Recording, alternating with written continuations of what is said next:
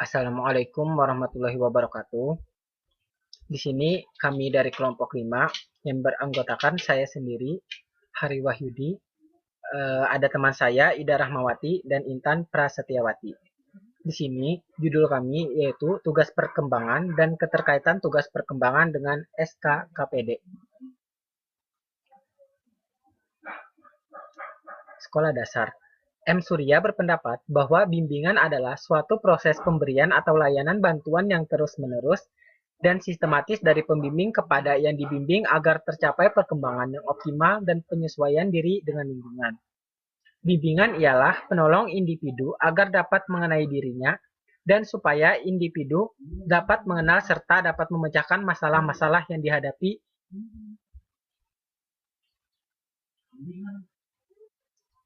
di dalam kehidupannya. Bimbingan adalah suatu proses yang terus-menerus untuk membantu perkembangan individu dalam rangka mengembangkan kemampuannya secara maksimal untuk memperoleh manfaat yang sebesar-besarnya, baik bagi dirinya maupun orang lain. Konseling adalah proses pemberian yang dilakukan melalui wawancara konseling oleh seorang ahli kepada individu yang sedang mengalami suatu masalah yang bermuara pada teratasinya masalah yang dihadapi oleh klien. Konseling merupakan upaya bantuan yang diberikan kepada seseorang supaya dia memperoleh konsep diri dan kepercayaan pada diri sendiri untuk dimanfaatkan olehnya dan memperbaiki tingkah lakunya pada di masa yang akan datang.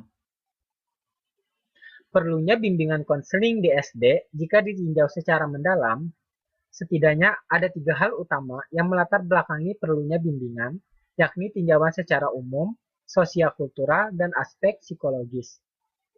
Secara umum, latar belakang perlunya bimbingan berhubungan erat dengan pencapaian tujuan pendidikan nasional, yaitu meningkatkan kualitas sumber daya manusia Indonesia dengan manusia yang beriman dan bertakwa kepada Tuhan Yang Maha Esa, berbudi pekerti luhur, berkepribadian yang baik, kedisiplinan, bekerja keras, tangguh, bertanggung jawab, mandiri, cerdas, dan terampil, serta sehat, jasmani, dan rohani.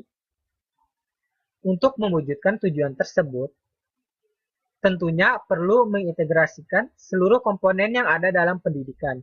Salah satunya komponen bimbingan. Bila dicermati dari sudut sosial kultural, yang melatar belakangi perlunya bimbingan adalah adanya perkembangan ilmu pengetahuan dan teknologi yang pesat, sehingga berdampak di setiap dimensi kehidupan. Hal tersebut semakin diperarah dengan laju pertumbuhan pendidikan yang tinggi, sementara laju lapangan pekerjaan relatif menetap. Menurut tim MKDK IKIP Semarang, ada 5 hal melatar belakangi layanan bimbingan di sekolah. Yang pertama, masalah perkembangan individu. Yang kedua, masalah perbedaan individual. Yang ketiga, masalah kebutuhan individu. Yang keempat, masalah penyesuaian diri dan kelainan tingkah laku. Dan yang kelima, masalah belajar. Nah, mungkin itu aja dari saya. Salah hilap mohon maaf. Selanjutnya akan dilanjutkan oleh teman saya. Terima kasih. Assalamualaikum warahmatullahi wabarakatuh. Perkenalkan, nama saya Ida Rahmawati. Di sini saya akan menjelaskan tentang peran guru kelas dalam kegiatan BK di SD.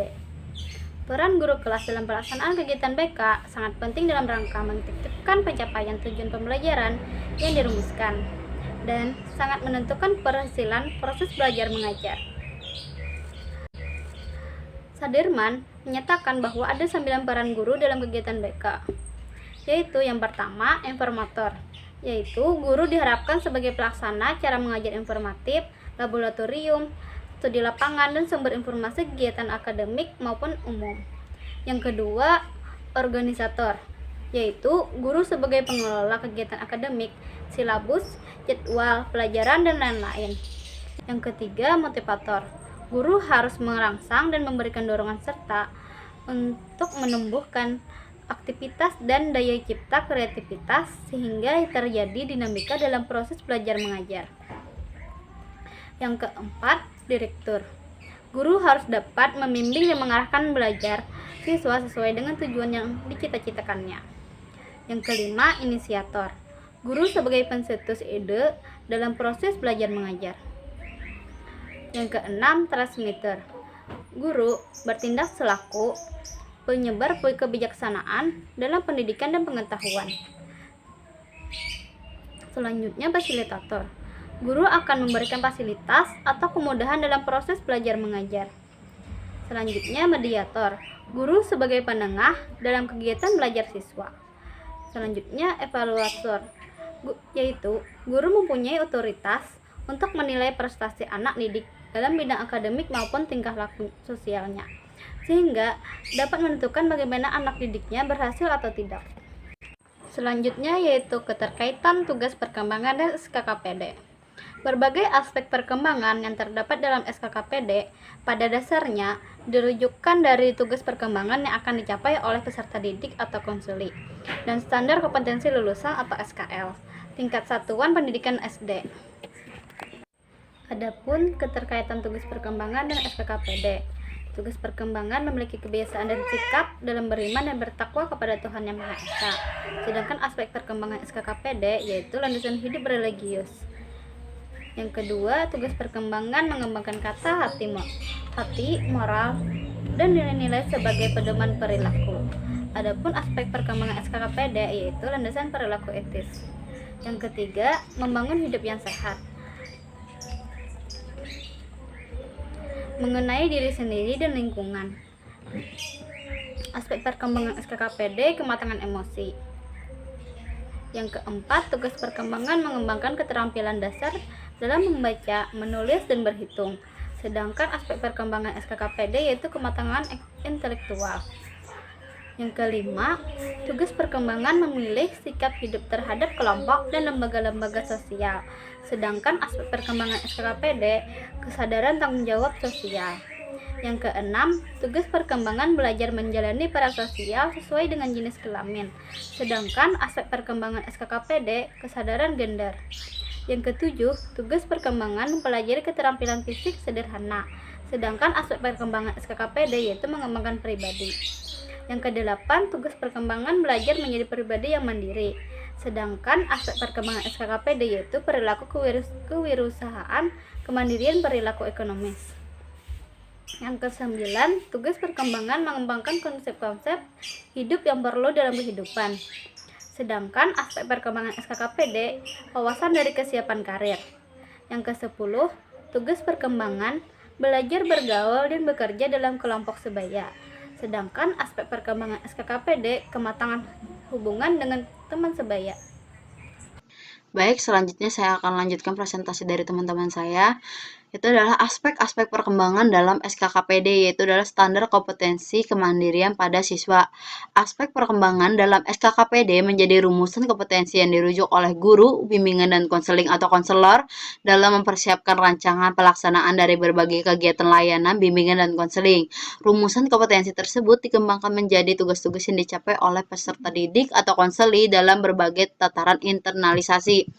Nah, tataran internalisasi tujuannya itu ada 3, adalah pengenalan, akomodasi, dan tindakan. Yang pertama itu adalah pengenalan. Itu adalah untuk membangun pengetahuan dan pemahaman dari si konseli terhadap perilaku atau standar kompetensi yang harus dipelajari atau dikuasainya. Terus yang kedua adalah akomodasi. Akomodasi itu adalah untuk membangun pemaknaan, internalisasi, dan menjadikan perilaku kompetensi baru sebagai bagian dari kemampuan di diri si konseli tersebut. Terus ada tindakan. Tindakan itu adalah mendorong peserta didik atau konseli tersebut untuk mewujudkan perilaku dan berkompetensi baru dalam tindakan nyata di sehari-harinya. Terus ada aspek perkembangan. Yang pertama itu adalah landasan hidup religius. Itu contohnya itu adalah mempelajari hal ibadah, mengembangkan pemikiran tentang kehidupan beragama, melaksanakan ibadah atas keyakinan sendiri disertai sikap toleransi. Terus ada landasan perilaku etis. Itu contohnya itu adalah mengenal keragaman sumber norma yang berlaku di masyarakat, berperilaku atas dasar keputusan yang mempertimbangkan aspek-aspek etis. Terus yang ketiga adalah kematangan emosi. Itu contohnya mempelajari cara-cara menghindari konflik dengan orang lain, bersikap toleransi terhadap ragam ekspresi perasaan diri sendiri dan orang lain, dan mengekspresikan perasaan dalam cara-cara yang bebas, terbuka, dan tidak menimbulkan konflik. Terus ada kematangan intelektual. Itu contohnya mempelajari cara-cara pengambilan keputusan dan pemecahan masalah secara objektif. Terus yang kelima ada kesadaran tanggung jawab sosial. Itu contohnya mempelajari keragaman interaksi sosial, menyadari nilai-nilai persahabatan dan keharmonisan dalam konteks keragaman interaksi sosial dan berinteraksi dengan orang lain sekitar. Terus ada kesadaran gender, itu dia mempelajari perilaku kolaborasi antara jenis dalam ragam kehidupan, itu menghargai keragaman perannya laki-laki atau perempuan sebagai aset kolaborasi dan keharmonisan di kehidupan. Terus ada pengembangan pribadi. Nah, pengembangan pribadi itu contohnya itu mempelajari keunikan diri dalam konteks kehidupan bersosial. Terus ada perilaku kewirausahaan, kemandirian perilaku ekonomis itu contohnya mempelajari strategi dan peluang untuk berperilaku hemat, ulet, sungguh-sungguh, dan kompetitif dalam keragaman kehidupannya. Terus yang ke-9 itu ada wawasan kesiapan karir. Nah, itu contohnya mempelajari kemampuan diri, peluang dan ragam pekerjaan, pendidikan, dan aktivitas yang fokus pada pengembangan alternatif karir yang lebih terarah. Terus yang terakhir adalah kematangan hubungan dengan teman sebaya. Nah, itu adalah mempelajari cara-cara membina kerjasama dan toleransi dalam pergaulan dengan teman, terus menghargai nilai-nilai kerjasama dan toleransi sebagai dasar menjalin persahabatan dengan teman sebayanya. Terus mempererat jalinan persahabatan dengan lebih akrab dengan memperhatikan norma yang berlaku. Kesimpulan dari semuanya itu adalah hubungan antar tugas perkembangan dengan aspek perkembangan dalam standar kompetensi kemandirian peserta didik, SKKPD, tugas perkembangan aspek perkembangan SKKPD. Yang pertama adalah memiliki kebiasaan dan sikap dalam beriman dan bertakwa kepada Tuhan Yang Maha Esa, landasan hidup religius. Terus ada yang mengembangkan kata moral dan nilai-nilai sebagai pedoman perilaku, landasan perilaku etis. Ketiga, membangun hidup yang sehat mengenai diri sendiri dan lingkungan, kematangan sosial. 4. Mengembangkan keterampilan dasar dalam membaca, menulis, dan berhitung, kematangan intelektual. 5. Memilih sikap hidup terhadap kelompok dan lembaga-lembaga sosial, kesadaran tanggung jawab sosial, belajar menjalani peran sosial sebagai dengan jenis kelamin, kesadaran gender, mempelajari keterampilan fisik sederhana, pengembangan pribadi, belajar menjadi pribadi yang mandiri, berperilaku kewirausahaan, kemandirian perilaku ekonomis. Yang 9, mengembangkan konsep hidup yang perlu dalam kehidupan, wawasan dan kesiapan karir. Yang terakhir, belajar bergaul dan bekerja dalam kelompok sebaya kematangan.